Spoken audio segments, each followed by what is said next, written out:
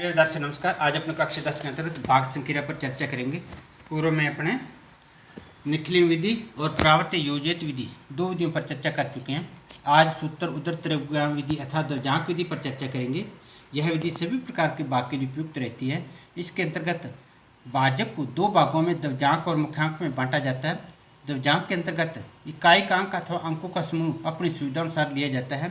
शेष अंक मुख्यांक के रूप में काम में लेते हैं। बाकी रह करने के लिए इसके तीन खंडों में बांटा जाता है, अर्थात प्रथम खंड के अंतर्गत द्रव्यांक ऊपर और आधार पर मुख्यांक को लिखा जाता है। तृतीय खंड में उतने अंक लिए जाते हैं जितने द्रव्यांक के अंतर्गत अंक होते हैं। शेष अंकों को मध्य खंड में लिखा जाता है। तो सबसे पहले 5 में 2 का भाग देने पर भागफल 2 और शेषफल 1 प्राप्त होता है। जो शेषफल 1 प्राप्त होगा 5 के नीचे बाईं तरफ लिखा जाता है। तो हमारा नया भाज्य 15 हो जाएगा और इससे हम संशोधित भाज्य ज्ञात करेंगे।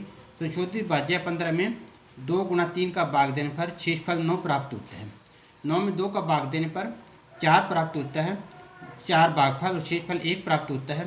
तो नया भाज्य 12 प्राप्त होगा। संशोधित भाज्य 12 में 4 गुणा 3 12 में से 12 घटाने पर 0 अर्थात भागफल 24 और शेषफल 0 प्राप्त होता है। इसी प्रकार अपने को 98,765 में 87 का भाग देने पर द्रव्यांक 7 और मुख्यांक 8 प्राप्त होता है। तो 9 में 8 का भाग देने पर भागफल 1 और शेषफल 1 प्राप्त होता है। तो भागफल 1 शेषफल 1 को 8 के नीचे बाईं तरफ लिखा जाएगा। तो इस प्रकार हमारा नया भाज्य होगा 18। तो 18 से अपने संशोधित भाज्य ज्ञात करेंगे। संशोधित भाज्य ज्ञात करने के 1 गुना 7 यानी कि 11 प्राप्त होगा। 11 में 8 का भाग देने पर भागफल 1 नीचे लिखा जाएगा। शेषफल 3 को 7 के नीचे लिखा जाएगा। इस प्रकार हमारा नया भाज्य 37 प्राप्त होगा। 37 में संशोधित भाज्य यानी 37 में से 1 गुना 7 पुनः घटाने पर हमारे पास 30 प्राप्त होता है। तो 30 में 8 का भाग देने पर यानी बार बार मुख्यांक का भाग देंगे तो भागफल 3 और शेषफल 6 प्राप्त होता है। तो भागफल 3 यहाँ शेषफल 6 को यहाँ पर लिखा जाएगा। तो हमारा नया भाज्य 66 हो जाएगा। तो संशोधित भाज्य 66 में से 3 गुणा 7 घटाने पर यानी कि 45 प्राप्त होता है।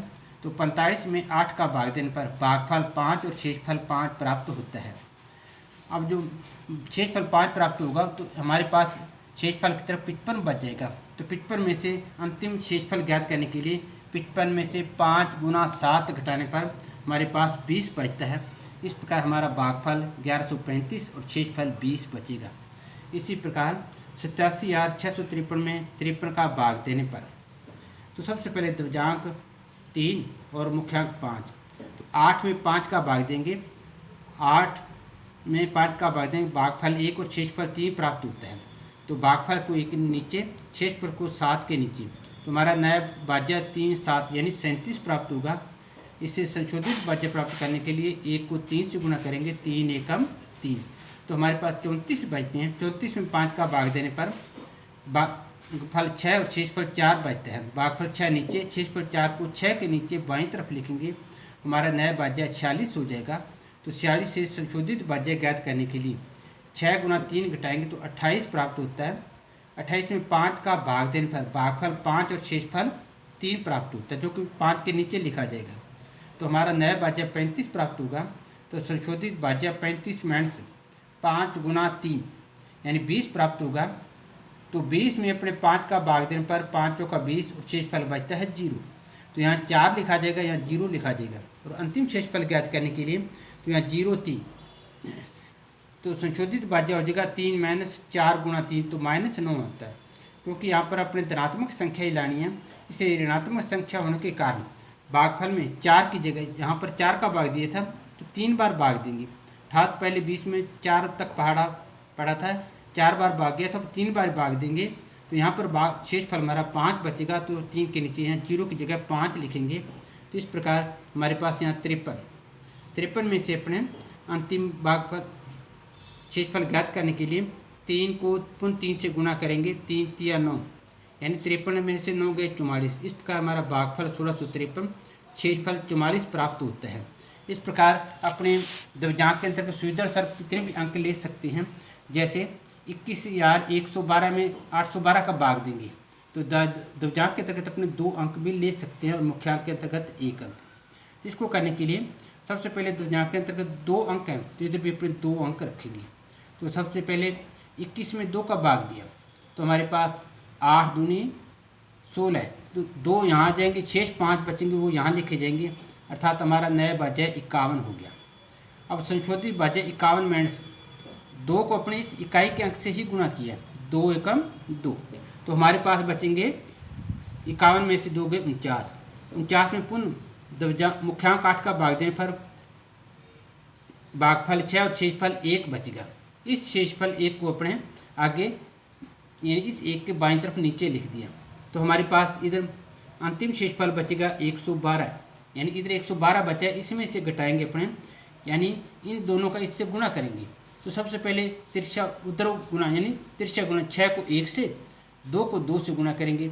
इसको गुणनफल ज्ञात करने के बाद इनके योग को पुनः 10 से गुणा किया, क्योंकि ये दहाई का अंक भी अपने साथ में ले रहे हैं। जैसे 6 गुना 1 प्लस 2 गुना 2 गुना 10 माइनस पुनः इसका 6 को 2 से गुणा कर इसके साथ में घटाएंगे, तो इसको यानी 112 माइनस 6 कम 6 2 दूनी 4, 6 और 4 10, 10 को 10 से गुणा किया 100 माइनस 6 दूनी 12, तो 112 100 और माइनस 12 माइनस के 112 में से माइनस 112 के 0, अर्थात जो हमारा भागफल था 26, शेषफल 0 बचा। इसी भाग को अपने दूसरे तरीके से भी कर सकते हैं, जैसे यहाँ अपने द्विभाजक के अंतर्गत 2 अंक लिए थे, तो द्विभाजक के अंतर्गत 1 अंक लेकर मुख्यांक के अंतर्गत अपने 2 अंक ले सकते हैं। तो अब इसको अंतर्गत भाग देने से, तो सबसे पहले 211 में 81 का भाग देंगे तो 2 बार भाग जाएगा, 2 बार भाग जाने से तो भागफल यहाँ लिखेंगे, शेषफल बचेंगे हमारे पास 49, तो 49 को 1 के नीचे बाईं तरफ लिखा, तो हमारे पास नया भाज्य बनेगा 691। अब 691 में से अपने को संशोधित भाज्य ज्ञात करने के लिए तो 491 बचेगा, तो 491 माइनस 2 गुना 2 घटाने पर 4, तो हमारे पास बचेंगे 487। तो 487 में पुनः 81 का भाग देने पर 6 बार भाग जाता है और शेषफल हमारे पास जो बचता है वो 1 बचता है, तो 6 यहाँ लिखे जाएंगे, 1 यहाँ लिखे जाएंगे, इस प्रकार हमारे पास यहाँ 12 बचेंगे। तो 12 में से अपने संशोधित भाज्य यानी अंतिम शेषफल ज्ञात करने के लिए तो 6 गुना 2 घटाने पर हमारे पास 0 बचता है, क्योंकि इसके बाद जो अंक आते हैं वो शेषफल ज्ञात करने के लिए ही किया जाता है। तो हमारे पास अंतिम शेषफल 0 और भागफल 26 प्राप्त होता है। तो चाहे अपने यहाँ 2 अंक लें द्विभाजक के अंतर्गत, चाहे अपने 1 अंक लें, ये अंक अपनी सुविधा अनुसार लिए जाते हैं और शेष प्रक्रिया अपनी इसी प्रकार पूरी की जाती है। तो धन्यवाद, आज इतना ही। प्रिय विद्यार्थियों, यदि आपको कोई वैदिक गणित के अंतर जोड़ घटाव गुणा भाग या किस प्रकार की समस्या है तो आप इसके अंतर लिख सकते हो, यथासंभव आपके प्रश्न को उत्तर देने का प्रयास किया जाएगा। धन्यवाद।